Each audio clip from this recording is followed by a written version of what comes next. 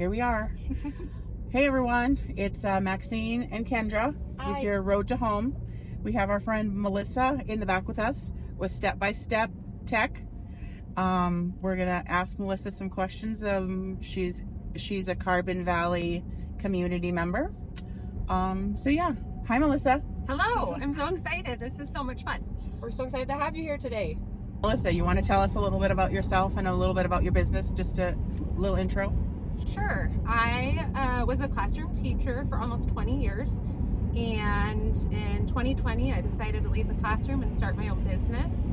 And now I get to teach mostly photo organization to adults, helping them use technology to make their pictures a little more accessible on their phones, computers, because we take so many in this day and age. And after a couple decades of taking pictures on our phone, they're, for most of us, kind of a mess. So I just help people get their picture life in order. I think that's awesome. I could actually use some help with that on my own phone when you start taking pictures of kids, right? Right, and my kids are grown up, and I'm finding all the big accordion files of report cards and photos and artwork, and yeesh, that's a lot. It's a lot to store. So yeah, we need to get your help with that too. That's exciting. Yes. What brought you out to our Carbon Valley area? So we were looking to move probably more out of boredom when during COVID. We just started looking, and we were living a little bit further south of here and realized houses were not as affordable.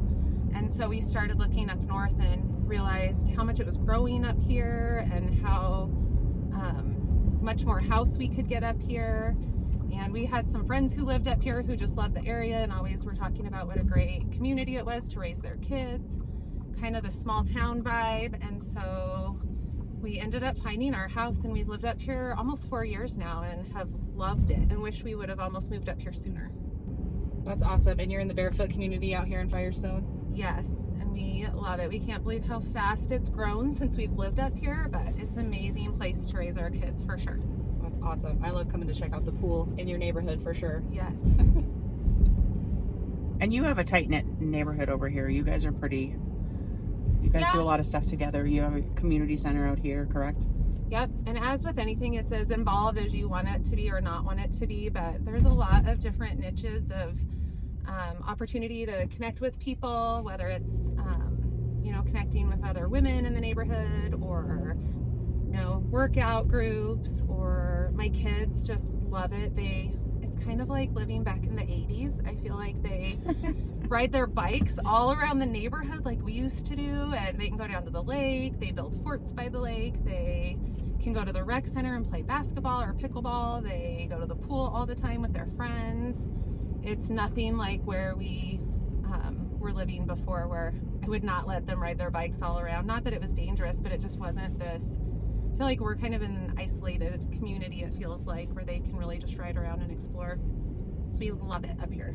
That's awesome. How did you get your kids connected once you guys moved out here? Honestly, they just went outside and started playing, and it really, I joke, it's like in the 80s, just kids started coming out of the woodwork. And I think because it was during COVID time, all the kids were homeschooled or remote learning, and so I think kids were so bored and sick of being home with their parents that it did not take much to get kids to come out and play and be outside. So we kind of moved at the perfect time, but I would do it all over again. I always tell people living up here is absolutely amazing. It's definitely the small town vibe, as far as all the kids at their school we run into everywhere we go, and people are so friendly, and I feel like the community really supports events. Even when we first moved up here, there was a homecoming parade for the high school, and it was like the whole town came out, and I'd never seen anything like that before. So isn't that fun? I love that. I love it. The kids go all out too. They have a good time with that for sure. Yeah. And even the parades, like in Frederick, there's parades and events all the time for all kinds of fun things. I don't know if when we lived in Thornton and North Glen, if I felt that way. Right. It definitely is a very active community up here. That's awesome. Let's chat a little bit more about your business. So you're able to help organize with photos and technology and those types of things, but you also do a little bit of work with emergency preparedness and keeping your home organized as well should anything happen to that. Can you talk to us a little bit about how that looks and what your role is with that? Yeah, so I was teaching photo organization classes in a lot of communities, mostly 55 and older communities, when the Marshall Fire happened in December of 2021, and people were just really unsettled and living in fear. And so I was trying to find a way to make my classes meet their needs, and so I put together a video home inventory class just to help people create a record of their belongings in case something like that ever happened to them. And I was teaching in-person classes, and then slowly I started getting them online, and it morphed into more than just home inventory classes. I now have other emergency preparedness classes, like how to get your life ready in case you had to quickly evacuate your home, how to ask your insurance agent if you're fully covered, questions to ask them. I've just done a lot of research about what people really need to know just in case. I have a class on how to put together a quick emergency list, how to add detail to your home inventory, all kinds of classes that are just kind of quick and simple to help you start getting your home and your family prepared for the unexpected, because not just weather, but fires can be caused by cooking. Actually, in Barefoot, we had a house burn down exactly a year ago, February 8th, I think, 2023. Yep. We just even had that recent hay fire. There's just always something happening outside of our control where it's a good reminder to make sure you have everything in order just in case. You're prepared. And you have a list of questions that you should ask your insurance agent, right? Just to make sure you are not underinsured, because a lot of people found out with Marshall Fire that they were underinsured. Yeah. So every insurance agent is different. Every company is different, but I do have a list on my website. We'll link that just will be a good starting point for you to ask some questions of your insurance provider to see what you're covered for. If you have a flat rate deductible or a percentage, if you, are covered for what your house would cost to rebuild today versus just replacing what was lost. Because even in the Marshall Fire, a lot of people couldn't, had insurance, received their insurance checks, but couldn't afford to rebuild in Superior and Louisville. So even just knowing some of that ahead of time will be really important if you ever face loss. Right. And then you tell people the documents they should have if they ever need to evacuate during emergency, right? Yeah, I have a whole class on how to get your important documents organized, because even though most things can be replaced, if you've ever had to wait on hold for any sort of documentation or even just any service that you need, it can be really frustrating. And so if you had to replace your passport, your birth certificates, your titles for your cars, things that we do have paper copies of, you could eventually get them replaced, but it would be a lot of time on the phone, and it just would not be what you're looking. You wouldn't want to be doing that while you're already dealing with loss and stress and maybe displaced from your home. So having a list of these documents, maybe even digitizing them, having them somewhere you could grab them quickly if you wanted to go, is really, really important too. Right. Just popping on here really quickly to let you know that our next emergency preparedness class will be April 11th. So mark your calendars. I will make sure that there's a link in here so that you can get signed up for that. Again, there's no cost to this class. This is just a service for the community, and we hope to see you there. Yeah, I'm really grateful that I can help as many people as I can. Just start thinking about how you can start taking really simple steps to prepare your home and family. And it's just like insurance. Hopefully you never need it. We all have insurance, and hopefully we never need it, but we have it because sometimes people do. So this is one of those things that you'd rather be safe than sorry, because if you don't have these things ready to go and something does happen, then it's too late and you're just in an entire new world of stress. So yeah, that's for sure. Well, we're grateful that you chose to to go into something like that, to be able to help people, because man, that is something that you don't want to mess with.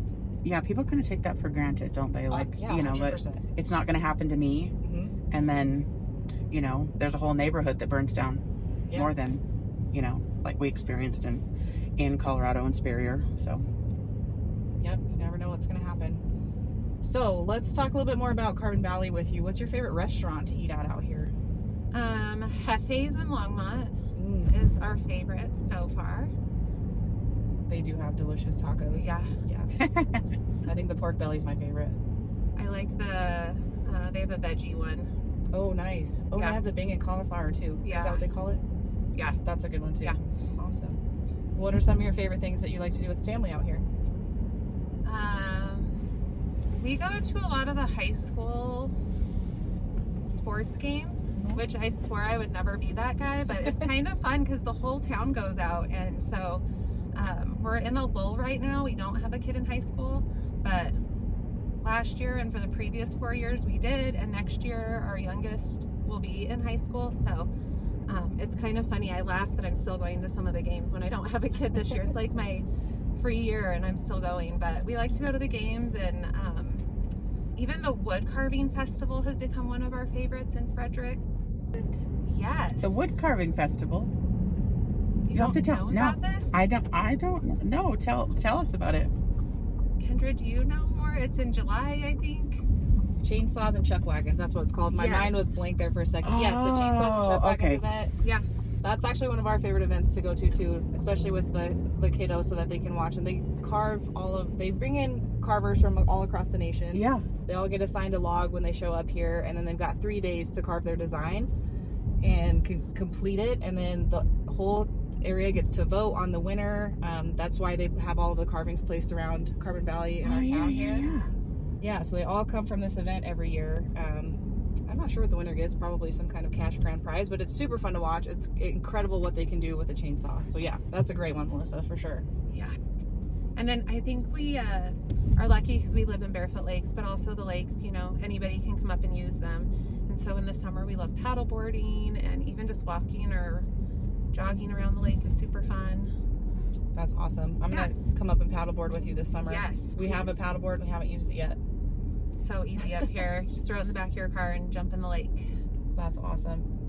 We love living up here. I'm trying to think some other things. Oh, we like all the breweries, and even cideries up here are really fun. Downtown Longmont is amazing. Before we moved up here, I had no idea how amazing the city of Longmont was, but that cute little main street is so much fun, even just to walk up and down. Or one of our favorites is Landline Donuts. Oh, have you guys been there? I have not been there, but I've heard really good things about it. Yeah, they make, I think, potato donuts. Potato donuts. And they're so yummy. And it's actually a really cool little coffee shop vibe to work in, or even just hang out in. And it's called Landline Donuts. So they have, you know, phones in there, right? Yep. And one of them works, and it's like a rotary. It's the little, how fun. It's super fun. Our kids don't even know what that is anymore. I know. My kid's babysitter, before we moved here, she just moved to Colorado, and I took her there, and she phoned her mom from one of those phones. It was super fun. She's like, "Mom, I'm calling you from the landline." Anyway, so funny. Little story. It's super cute over there. Yeah. That is awesome. Yeah, and Longmont's just like, what, a 20-minute drive from your house here, Barefoot? If that. That's great. All right, Melissa, one last question, maybe not last, but what advice would you give someone transitioning from one career to the other, like you did, leaving education, starting your own business, you know, taking that leap of faith, you know, because you moved, you started a new business, all in kind of one fell swoop? I would say, well, for one, you should never settle in a job or a career that doesn't fulfill you. Life's just way too short. And so if you're doing something because you think it's, you know, making somebody else happy, or it's what you're supposed to be doing, or it's what you went to school for, but you're really not happy, you should definitely, you know, do the work to figure out what would maybe feed your soul a little bit more. And once you do, taking the leap is very scary, and it's not easy, especially like for me, I went from having a very secure job with a, predictable paycheck and benefits and retirement, to basically not knowing what I'm doing and having all kinds of unpredictable factors in my life, but it is well worth it. So I think just listening to your gut and knowing that change is hard, but at the end of the day, it probably is much more fulfilling. And so you should do the hard things, get out of your comfort zone.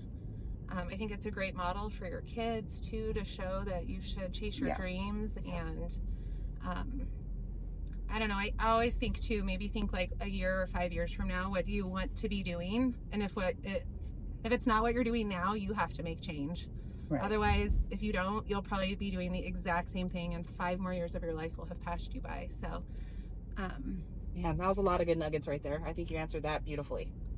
And knowing you, Melissa, and I won't say struggles, but challenges with building your business, like, you have that smile on your face every day. You love what you do, and you take every day for what it's worth, and you just keep plugging along. And she's very connected. She's done lots of podcasts and talked about her story.